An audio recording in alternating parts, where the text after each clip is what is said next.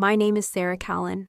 I'm 36 years old, and I've spent half my life in military service, first as a reconnaissance cadet, then as a counterintelligence strategist, and later, well, you'll find out. But on the morning of April 17th, standing in the middle of Bootcamp Echo, where sunlight cut through the air like blades, I wasn't a colonel. I wasn't anything. I was just a nameless recruit surrounded by green uniforms, stiff postures, and the pounding cadence of drills. My boots still bore the dust from my transfer. My voice still held the calm that years of classified work couldn't strip from me. And my father, well, he stood above us all on the platform with a whistle around his neck and judgment on his face. He glanced at the roster, paused, saw my name, then loud enough for the entire base to hear, he said, "She's just a failure.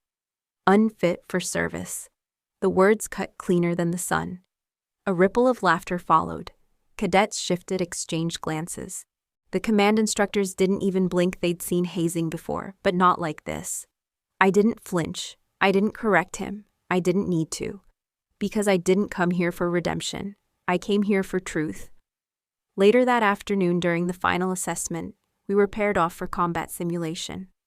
I was matched with Fisher, a lean, fast-tempered cadet from North Dakota, who had something to prove. He came at me with a blur of elbows and knees, more aggression than control. I let him think he had the upper hand until I didn't. In the last 15 seconds, I pivoted, dropped low, and took him down with a maneuver banned from basic training, but legal in the shadows I'd lived in. He hit the mat with a thud. And that's when it happened. As he fell, his grip snagged the collar of my shirt and yanked it sideways. Gasps broke the silence, because there, inked across my spine, was a tattoo long thought to be ceremonial, and retired the insignia of Unit Kepler 9.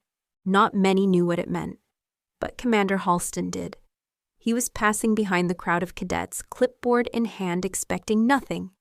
Then he saw the mark, froze, his eyes locked on mine. He took a single step forward, slowly lowered the clipboard, and removed his cap. "We salute her." His voice cracked slightly. Every boot snapped to silence. Even the wind paused. My father, who'd stood so tall that morning, suddenly looked like he was sinking. Commander Halston stepped up to the platform beside him. "She outranks you," he said, calm, flat, and final. No one moved. No one breathed. And that was the first moment they began to wonder who exactly was I. But for me, it wasn't a moment of pride. It was a moment of exposure.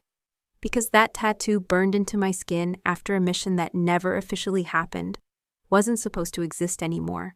Not since the day Kepler 9 was disbanded, dishonored, and wiped off the records. And yet, there it was. Still black. Still defiant. Still mine. They saw the tattoo. They saw Lieutenant General Foster freeze, remove his cap, and salute me in front of the entire base. But what they didn't see was everything that led up to that moment. They didn't see the decades of disdain in my father's eyes, how it was never just disapproval, but something deeper, something personal. My existence reminded him of something he tried to bury, and he hated that I kept digging. They didn't know about Blackline 6, the off-the-books task unit formed in 2012, used for the riskiest covert ops in hostile zones the military would never admit we were in. We were ghosts. We had no names, no records, no medals. And we operated with only one rule: finish the mission, survive if you can. They didn't know that in 2017, I was declared dead in a friendly fire incident on the Pakistan border. The official record said I died saving 3 diplomats. What it didn't say was that the explosion that supposedly killed me had been planted by someone on the inside. And it didn't say that my father was stationed just 11 clicks away that day. No one asked why he never came to claim my body. No one wondered why the report was rushed incomplete and rubber-stamped within 24 hours. No one found it odd that the mission log was accidentally corrupted, but I knew. That mission was supposed to silence me because I'd uncovered what Blackline 6 had truly been repurposed for. It wasn't just covert intel anymore. It had turned into something darker. Interrogation without oversight. Targeted elimination. Disposables. We weren't soldiers anymore. We were tools. And the man who trained me, who taught me everything from infiltration to silent kill strategy, he died on our final mission because he chose to protect me. His death was ruled combat collateral. His tattoo, the one I now wore, was erased from the records just like his name. But I never forgot. They thought I disappeared after 2017. That I couldn't survive without the system. That the failed daughter had finally vanished. But I had spent the last 5 years hiding in plain sight. Civilian disguise, shadow archives, quiet visits to survivors' families, rebuilding the truth, one stolen report, one erased file, one recovered memory at a time. And then I heard the rumors that the old Blackline site had been reactivated, that my father had been assigned as senior instructor at Echo Base, that new recruits were being trained under a new doctrine, one that reeked of the same manipulation, the same systemic rot that killed my unit. I didn't re-enlist to serve. I re-enlisted to expose. So I entered as a recruit, not as a decorated ghost, not as the officer I once was, but as a blank name and a clean file smuggled into the system through a clearance I forged myself. I knew he would see me on the roster. I counted on it. I wanted him to underestimate me, to humiliate me, to let his guard down. Because there's something about military men like him, they never see the storm coming when it wears the same last name. Every exercise, every drill, every moment of dismissal, it all brought me closer to the heart of the operation.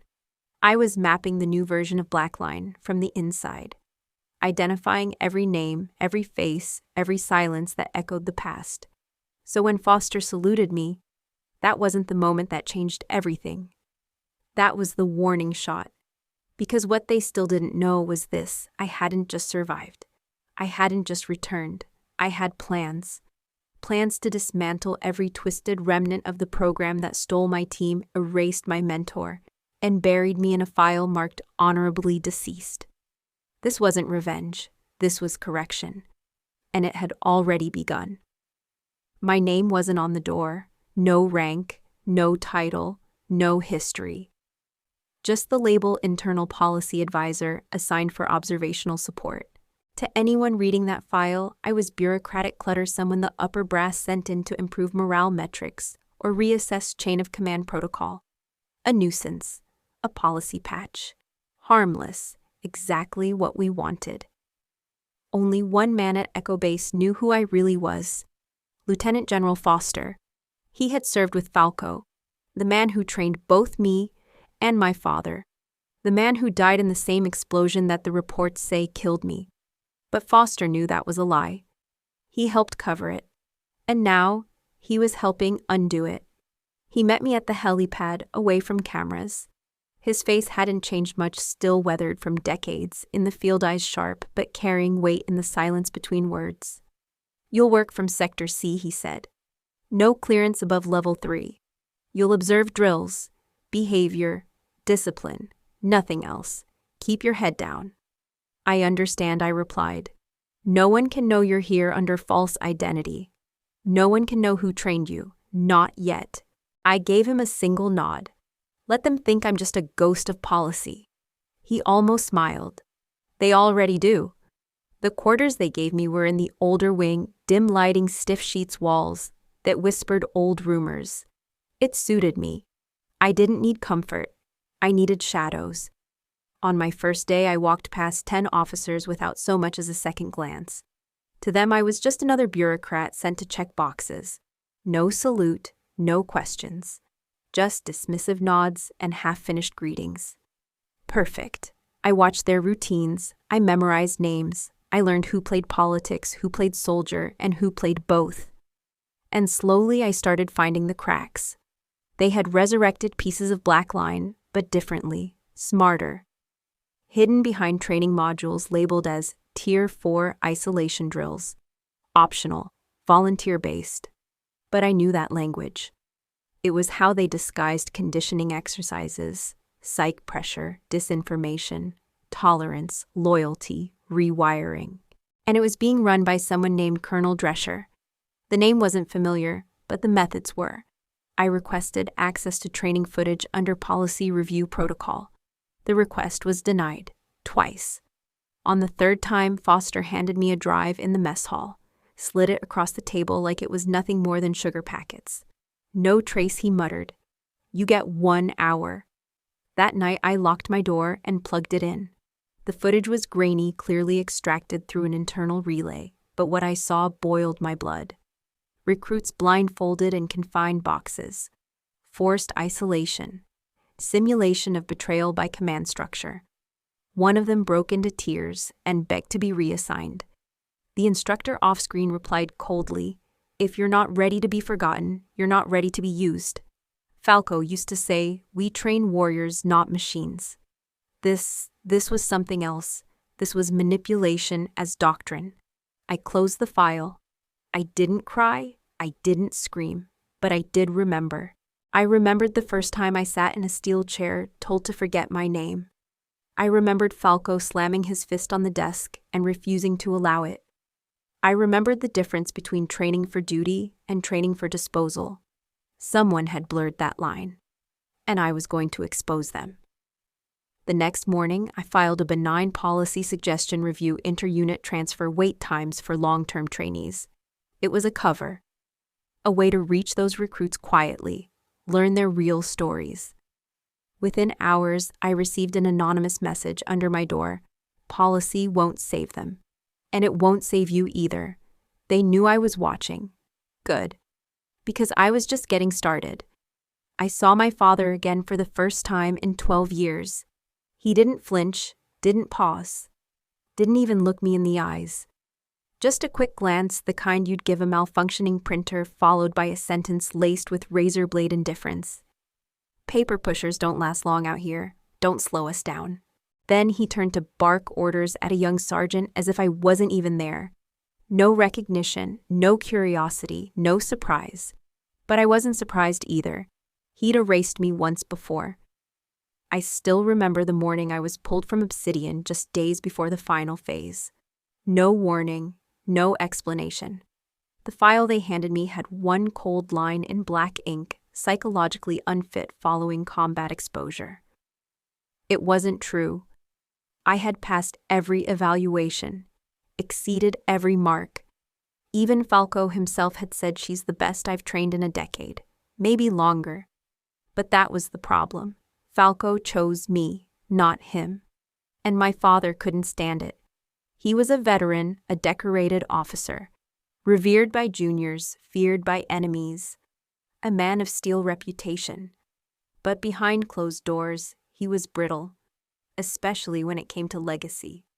Falco once told me, "Your father wants to be honored. You want to be useful. That's why I chose you." He said it like it was simple.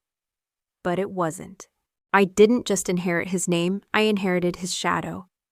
Every step I took reminded him of what he hadn't become. And the day Falco said I would lead the new Blackline generation, my father made a decision. He pulled strings. He falsified reports. He used his rank, his influence, his bitterness, and he cut me. That was the first time he crossed me out. And now, 12 years later, he was about to do it again. But something had changed. This time, I wasn't the one fighting for a place. I had already been chosen by the only commander who mattered. And more than that, I wasn't here to earn approval. I was here to dismantle the lie. I watched him from a distance that day, as he strutted across the field with his clipboard and ego. The soldiers stood straighter in his presence. He liked that. He lived for it. But I knew him too well. Every sharp order was compensation. Every harsh criticism was projection. Every time he called a soldier weak, he was trying to bury the image of Falco choosing someone else. I followed protocol, observed quietly, made notes.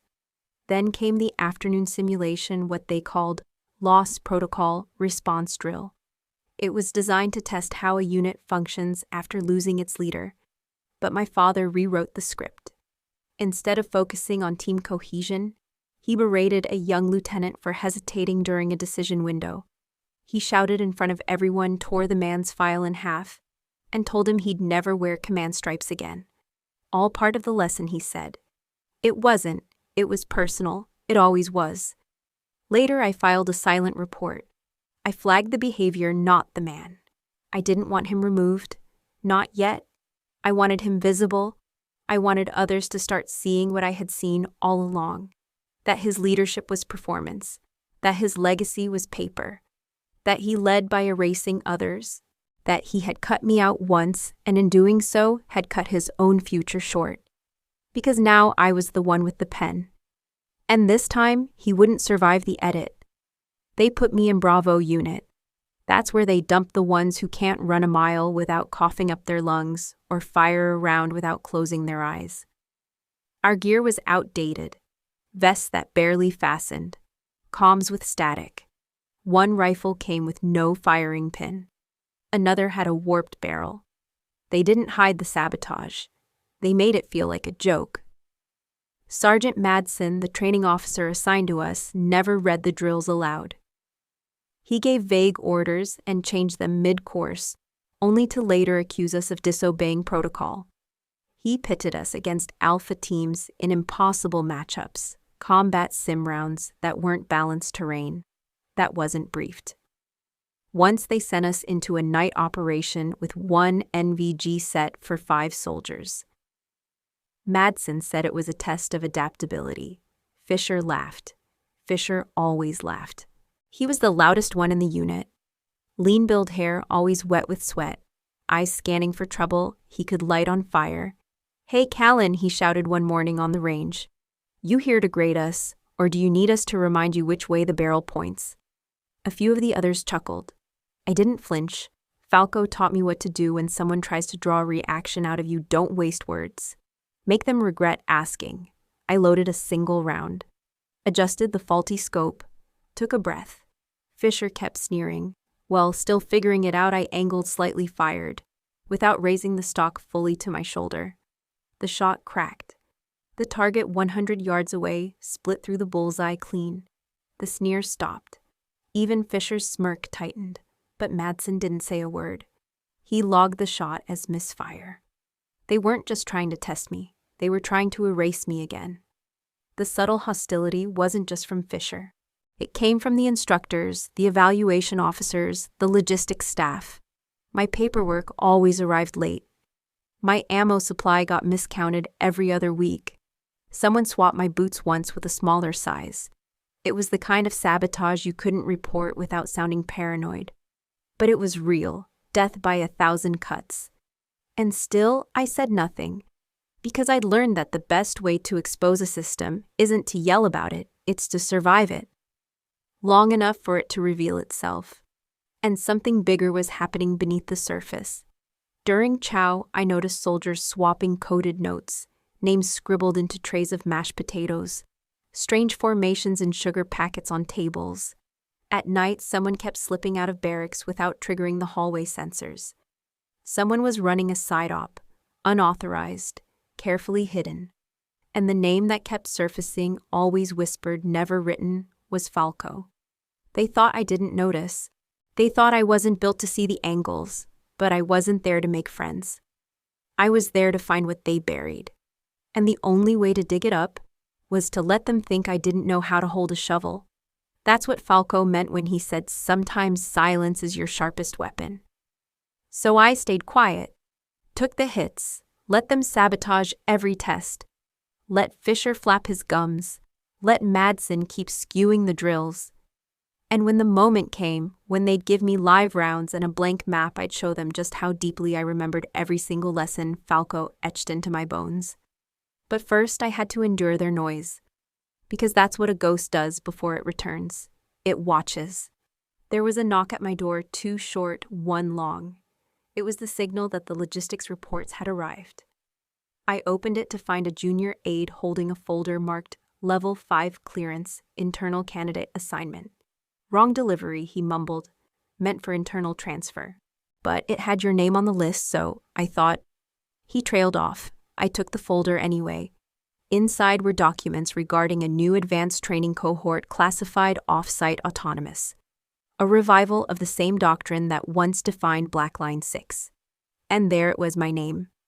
Sera Callen, nominated for selection, evaluated, approved. But stapled to the back was a note handwritten. Ink pressed hard enough to dent the paper. Denied. Psychologically unfit. Return to sender. Signed Colonel D. Callen, my father. It hit me like a slow, cold wave. So this was the second time. The first had been back when Falco created the final shortlist for Project Obsidian. I'd made the top 3. Somehow my name never appeared on the selection board. No one told me why. Later I found out Falco had approved me, but Command overruled. Someone higher had filed an intervention citing emotional volatility post-deployment. I had spent years believing it was because I broke, that maybe they were right, that maybe I had imagined what Falco saw in me. But now I held the truth in my hands. Twice now. 2 different versions of me, one at 25, one at 33, silenced by the same man. Fisher's voice startled me. You weren't supposed to get that. I turned. He was standing in the hallway, arms crossed, eyes sharper than usual. How long have you been there? Long enough, he said. No grin this time. You're not just some observer, are you? I didn't answer. He didn't push, just nodded slightly and walked away. From that day, his eyes followed me differently. Less mockery, more calculation. He stopped interrupting me during drills. He passed intel faster during tactical sims. Not friendly, but aligned. Something shifted. And I realized Fisher wasn't dumb. Just angry, just misplaced. Like a grenade someone forgot to aim. Maybe he'd seen enough of how the system worked to recognize a pattern. That folder wasn't just a missed opportunity, it was proof. Proof that merit wasn't enough. That blood could be thicker than protocol, but also far more poisonous. That morning, I slipped the folder into the seam under my bunk. I didn't confront my father. Not yet. Because people like him who believe they can rewrite a person's future with a single signature, they don't understand quiet confrontation. They understand exposure, public, irrefutable, and I wasn't ready yet. But I was getting closer. The folder confirmed it. This wasn't just sabotage, it was fear. They feared the ghost of Blackline, feared that if someone like me made it back into the spotlight, the questions would resurface. About why the program ended, why Falco disappeared, why half the team retired under sealed NDAs, and why the one student he believed in most was never allowed to speak. I was done being erased. The next time they tried to bury my file, I'd be the one holding the pen. It was nearly midnight when I saw her, behind the east warehouse between the supply crates and the fence line. Her boots tucked under her arms, wrapped tight. Not from cold, but something else. Megan Nguyen. Young. Sharp. A top performer in the previous marksmanship trials. Falco would have liked her straight shooter, observant, quiet, but not timid. And yet she was crying. I didn't announce myself, just stood there a moment. The shadows cloaked us both. When she finally noticed me, she didn't flinch. I know I'm not supposed to be here, she said, voice brittle. I'll leave in a minute. I shook my head. I'm not here to report you. That's all it took. The silence broke. I passed the tactical simulation. I know I did, she whispered. Every move, every objective. I led my team right. I followed every protocol. She wiped at her eyes, but they still marked me failed. I waited. She reached into her coat and pulled out a folded paper. It was damp but legible, her copy of the scenario scorecard. A mark in red ink across the top: fail, leadership breach. They said I gave an order that compromised team safety, but I didn't. I followed their rules exactly. I asked, did you question it? She looked down. I did more than that. And then a confession, not rehearsed, not defensive. Just raw. I filed a report against Sergeant Levin. During night ops last week, I saw him altering results for one of the boys, Jason Pike. He swapped the comm logs and erased the error codes. I logged it officially with internal review. Her hands trembled. Next thing I know, I'm pulled from the list. 2 days later, they say I failed. That's when I understood. It wasn't just about a score or a grudge. This was retaliation dressed in procedure. I opened my notebook. The same one Foster told me to keep under lock, separate from the digital systems. Paper didn't vanish like files did. It didn't corrupt or misroute. She watched me write. "Why are you helping?" she asked, not bitter, just bewildered. I didn't answer her directly. Instead, I wrote her name, the date, the training unit, the accusation, and then my own signature beneath it. I looked up. If anyone asked, this conversation didn't happen. But if they come for you again, hand them this page. Megan stared at me for a long time, then nodded once. As she left, I leaned against the cold metal of the crate. A quiet fury simmered low in my spine. Foster had told me once years ago after a hearing gone wrong, "You don't need 100 testimonies. You just need one truth told by the right voice." Megan's voice was quiet, but it would echo, because I'd make sure of it. The next day she returned to class. No one spoke of the test, but I saw the shift. Her posture straightened, her silence firmer, more deliberate. Pike, the boy who benefited from Levin's manipulation, watched her nervously now. Levin avoided her altogether. Something was moving beneath the surface, and just like that, a crack formed in the facade. I didn't need to storm the gates, just light one match at the foundation. And Megan unknowingly had just handed me the flame. It happened on a Thursday, late afternoon, sky overcast, wind heavy. The kind of day where secrets didn't want to stay buried.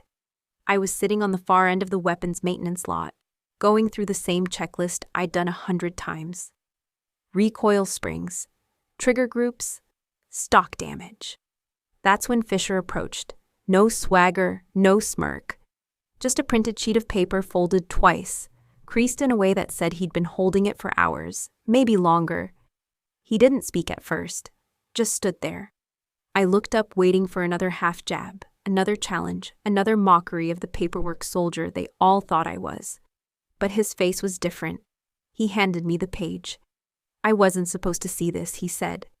I unfolded it, slowly, as if my hands already knew what it was before my eyes confirmed it.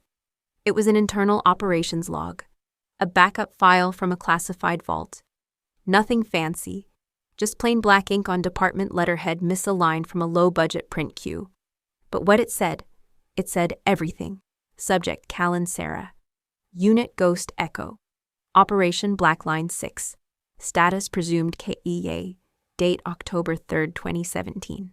There was more. Lines of redacted text, coordinates.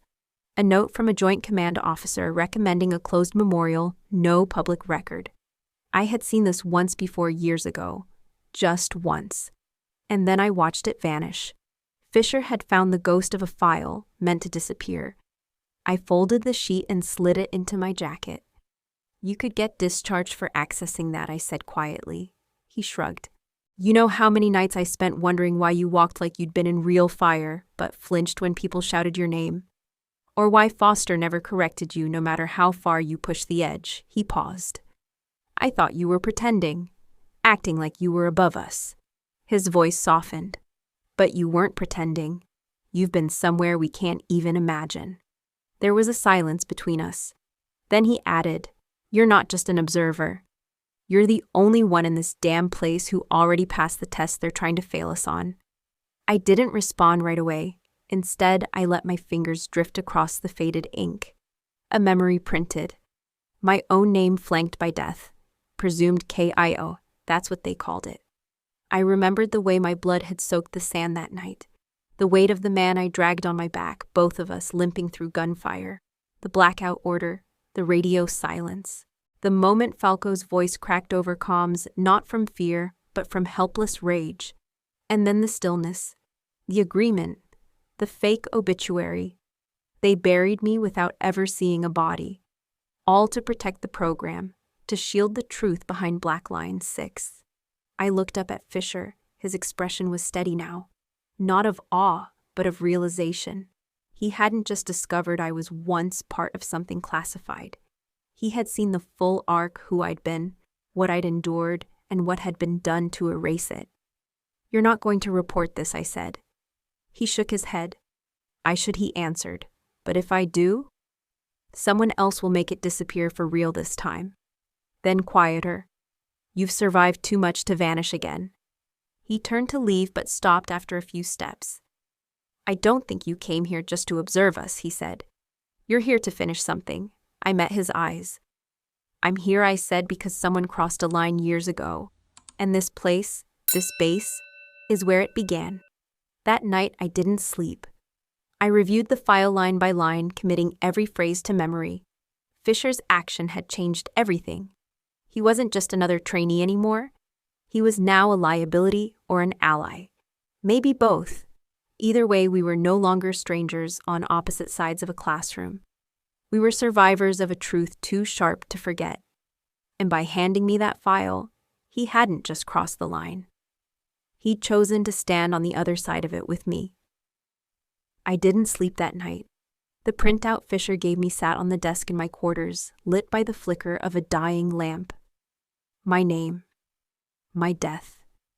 The file I was never meant to see again. Falco once told me there are two kinds of truth, the kind that frees you and the kind that binds the people who tried to erase it. This one did both.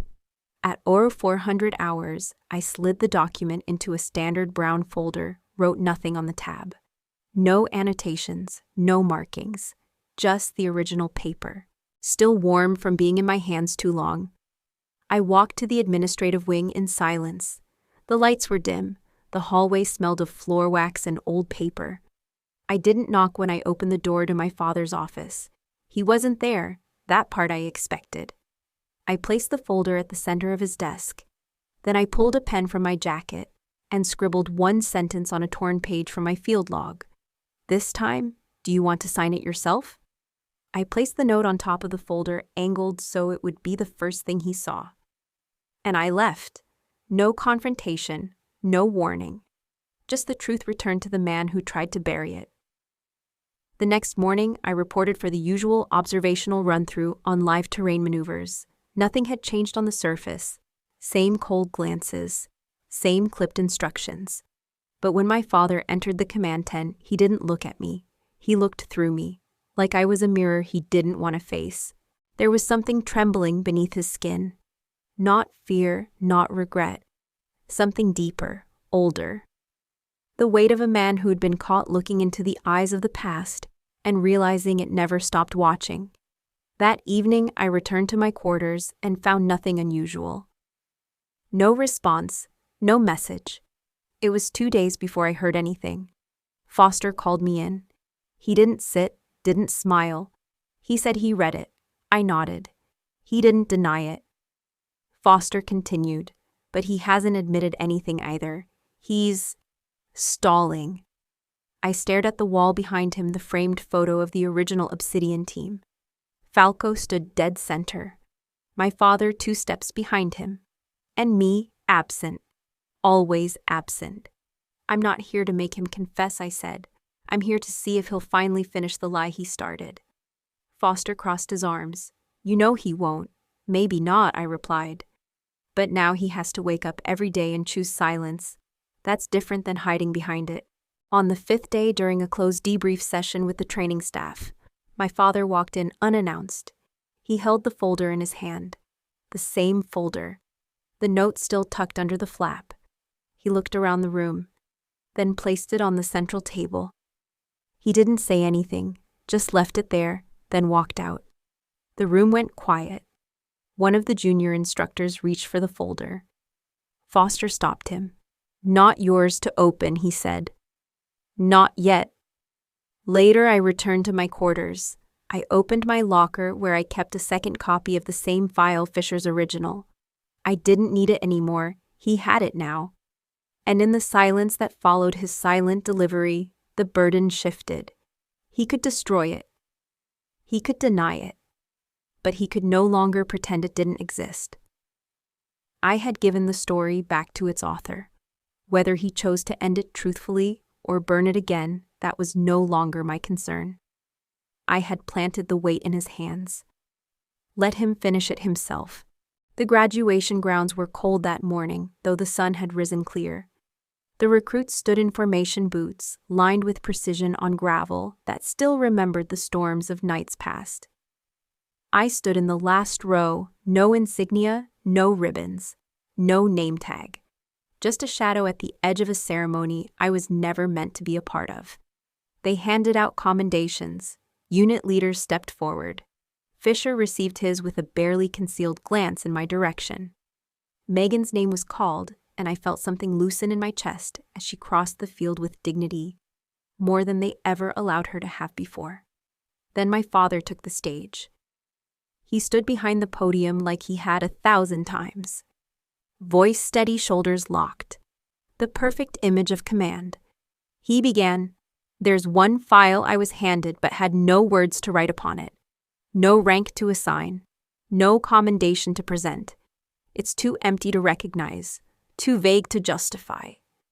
He didn't say my name. He didn't need to. Everyone knew. The air tightened around me. Recruits turned slightly, just enough to glance my way before snapping back into position.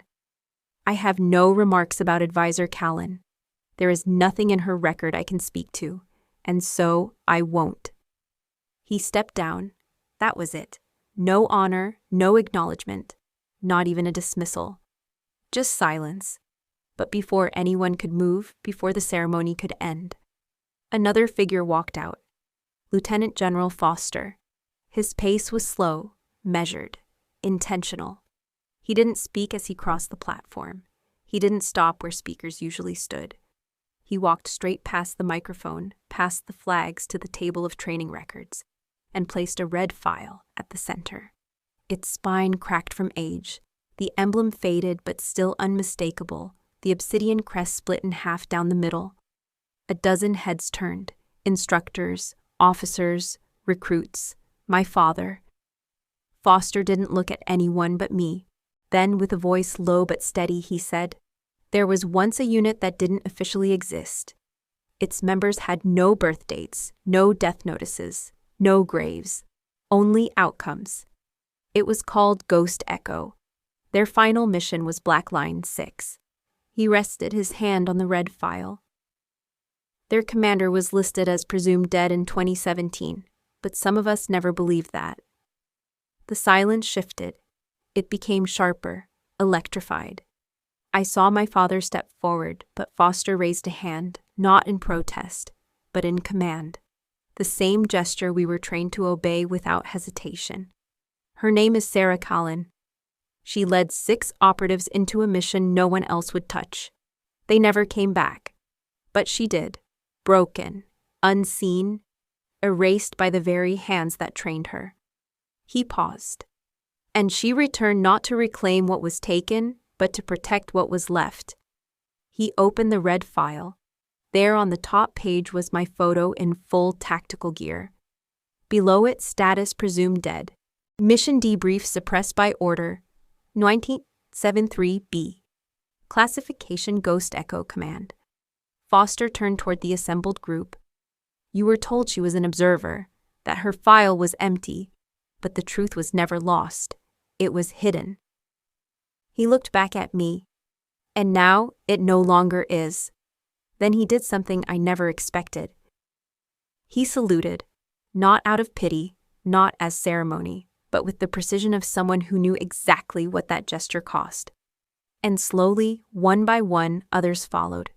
First Megan, then Fisher, then the instructor who'd tried to fail her, then the recruit who once laughed at my lack of insignia.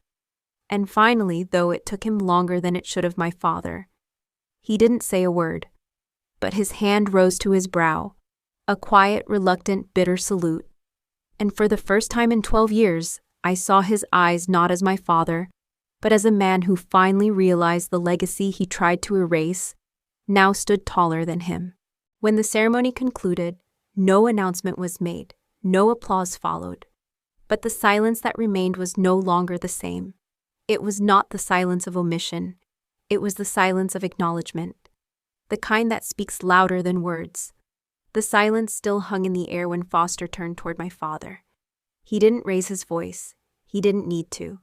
His words cut clean and sharp like something long overdue. You know that tattoo, he said.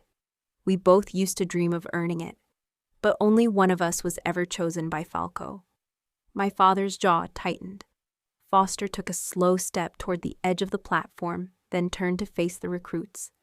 His voice carried with purpose, now not for confrontation, but for clarity. She survived Blackline 6, he said. the last living operative, the final commander of Ghost Echo, and the only person who has the authority to shut this entire training program down. There was a beat, a long breath across the ranks, and then Foster turned to me.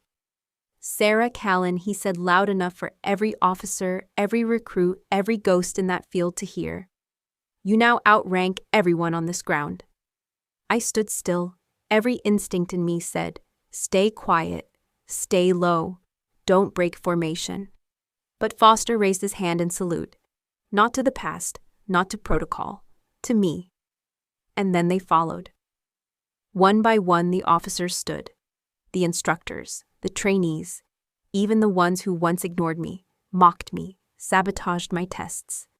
They rose, their right hands lifted. Uniforms stiff with dust and sweat, but posture sharp because this wasn't ceremony anymore. It was truth. I looked at Megan. Her face was calm, solid. At Fisher, whose eyes held none of the sarcasm from before. Only fire, respect, and something else, conviction. Even the assistant commandants who had tried to block Megan's score now saluted. All except one. My father still stood near the edge of the platform, frozen. Foster turned back toward him. "She outranks you," he repeated.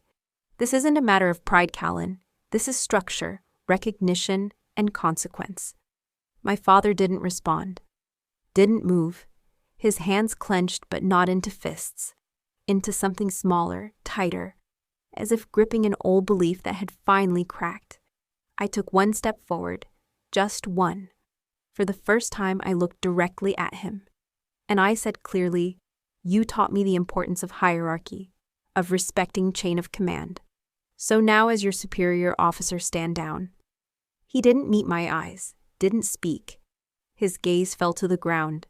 He looked down, and that somehow said more than any argument ever could. It wasn't anger in his silence. It was the absence of resistance, the hollow admission of defeat, because even if he couldn't accept who I'd become, he couldn't deny it anymore.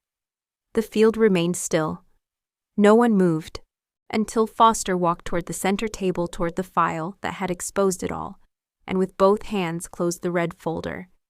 Then gently he turned to me and said, "Do what you came here to do." I walked to the podium. My boots echoed against the concrete.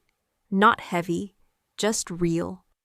I stood where he had stood, where they had all spoken before me. And for the first time I spoke not as a shadow, not as a forgotten advisor, but as the final bearer of Falco's legacy. This program, I said, was meant to build leaders, not crush them. It was designed to challenge, not to destroy. And those who turned it into a battlefield of favoritism, sabotage, and fear will no longer define its name. I looked toward the recruits, the ones who had trained through broken gear fake tests, rewired expectations, and still stood tall. You deserve better than what was handed to you. Then I turned to the senior officers. The Obsidian program as it stands is hereby dissolved under direct authority from Command Blackline. Effective immediately. Gasps rippled. But no one stopped me. They couldn't. Foster nodded once. "This ground will be cleared," I continued. "What comes next will not be built on silence, but on merit." I stepped down. No applause, no music. Just wind moving across the open field like a whisper carrying something old away. As I walked past my father, he didn't reach out, didn't speak. But just before I passed him completely, I heard him breathe something so low it was barely there. I should have seen it. I didn't turn back, not out of spite, but because I finally didn't need his recognition to stand. The next morning, the wind shifted. Not just the weather, it was something in the air, in the rhythm of boots against gravel, in the way recruits whispered. Softer, looked longer, saluted cleaner. The training grounds weren't loud anymore. They were alert. Megan's name was the first to echo across the hallway. Her score had been restored. Quietly, but officially. The review board reversed the technical fail that had once haunted her record. She didn't smile when they told her. She simply nodded as if her spirit already knew the truth, long before they dared admit it. She walked past me in the mess hall, paused, and then she did something I wasn't expecting. She reached out and touched the back of my hand just briefly. "Thank you," she said. Not for saving her, but for proving she wasn't crazy. Fisher was next. He didn't say goodbye. He didn't pack with fanfare. But when I passed by the barracks that afternoon, his cot was stripped, his locker clean. Word spread he'd been reassigned. Elite division. Shadow ops somewhere off-grid, but permanent.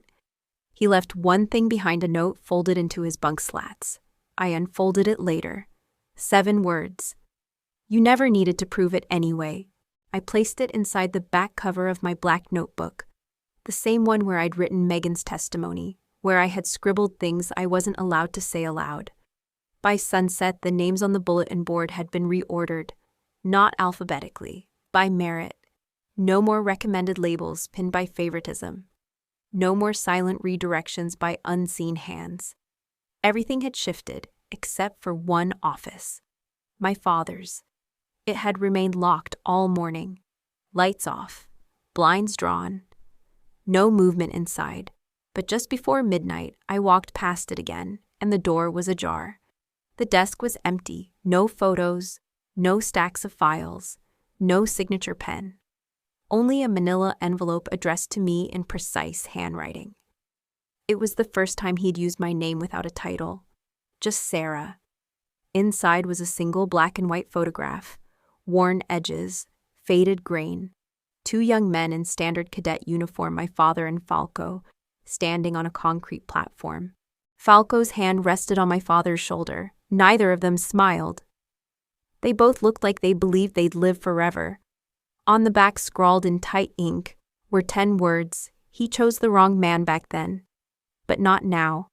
I sat down. Not in his chair. Just on the edge of the windowsill. And I stared at the picture. The weight of it wasn't nostalgia. It was history finally returning home. He had resigned without fanfare. No speeches. No apologies. But this was his way of saying what he never could with a salute. He had seen me. He had accepted the truth, even if it cost him everything he thought he stood for.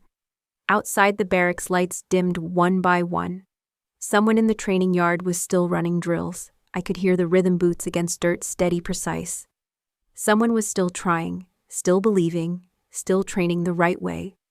I stood and turned off the office light, left the photo where I found it, and stepped back into the night. The whispers would continue. The apologies would come slowly. But that was fine. I didn't need acknowledgement anymore. Just the truth. And room for others to finally step forward. I took nothing from the training camp when I left. No insignia, no patch, no ceremonial pin. Only my notebook and one scroll of paper carefully rolled and sealed handed to me in the early morning by General Foster. His voice was low, final. Operation Obsidian is now officially concluded. The last operative has fulfilled her charge. I didn't open it then. I didn't need to. Because I already knew what it meant. Obsidian wasn't a program anymore. It was a memory. A fracture line that had split careers, buried names, and stolen choices. It had taken nearly everything from me, but it had also carved out something no rank could give clarity. I wasn't going back. Not to the army, not to the divisions that once made medals matter more than morality, not to the same cycles of gatekeeping wrapped in protocol. No, I walked in the opposite direction, but not away, never away. Because I hadn't lost the mission. I had only changed its form. Instead of a base, I found a battered warehouse near the coast, abandoned, quiet, anonymous. No badges were required to enter. No one saluted at the door. Inside, I built something different. It wasn't a training center, not exactly. It was a place for those who had been unseen. Those who had been overlooked, underestimated, passed over because their names weren't paired with the right legacy. Women who had been called too soft. Men who had been told they didn't fit the culture. Immigrants whose accents were mocked. Veterans discharged with silence instead of honor. Every week they came. Not many. Sometimes only one. sometimes 5. But I trained them like Falco trained me. No commands, just questions. No ego, just edge. Do you know how to shoot when your eyes are closed? Can you still hit center when you don't hear the applause? Will you run into fire when no one sees you do it? Most of them didn't understand the first few sessions. That was fine. Eventually they did. And then they taught others. One night as I closed up for the day, I noticed the scroll Foster had given me was still tucked in the bottom of my bag. It had been weeks. I finally unrolled it. Inside was a formal closure statement. Signatures from 6 senior officers, a final declassification of Obsidian stamped with a broken seal, the same crest Falco once wore beneath his vest. At the bottom, written by hand in dark ink, you weren't trained to lead. You became a leader by surviving. No title, no sincerely. But I recognized the handwriting. It was Foster's. I sat in the silence for a long while, remembering every hallway I wasn't invited into, every folder that never reached my hands, every instructor who looked through me like I was a ghost. And then I remembered the one shot, the one Falco made me take. Eyes closed, no command, no audience, just the target. I folded the scroll carefully, not out of reverence, but out of respect. Then I placed it at the very back of my notebook behind everything else. Behind Megan's words, behind Fisher's letter, behind the name that once marked me presumed dead. And I wrote one last entry. The end of Obsidian is not the end of those it shaped. That night I stepped outside the training hall. There was no flag above the door, no anthem played, only wind and the slow sound of footsteps. Someone new arriving early, probably nervous. I smiled, because I knew exactly where to begin. And I knew they'd never have to ask for permission to be seen. I didn't tell this story because I wanted to be saluted. I told it because I know what it's like to be erased, to watch your name disappear from a list, to be passed over in silence, to have your truth buried deeper than your failure. And if you're reading this, if you've ever been told you're not enough, not ready, not worthy, I want you to know something very simple and very true. You're not alone. I was crossed off by those who were supposed to protect me. I was doubted by those who said they knew me. But I never crossed off my own name. And that's what mattered.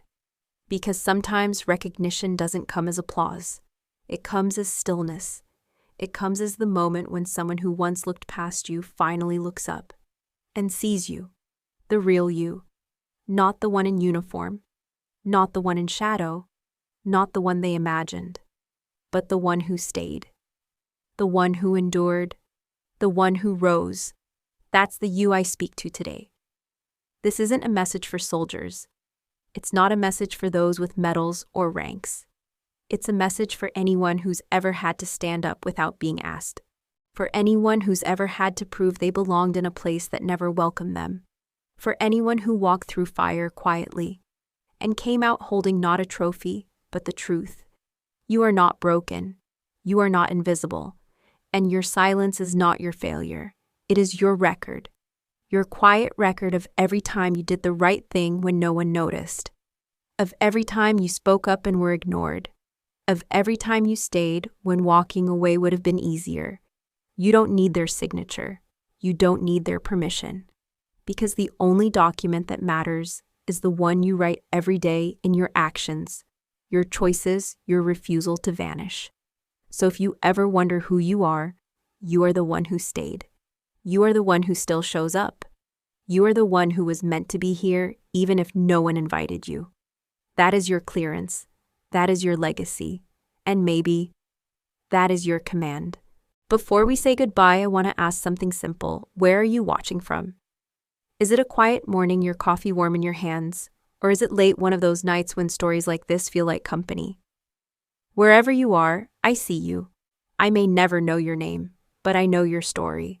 Because you've lived it.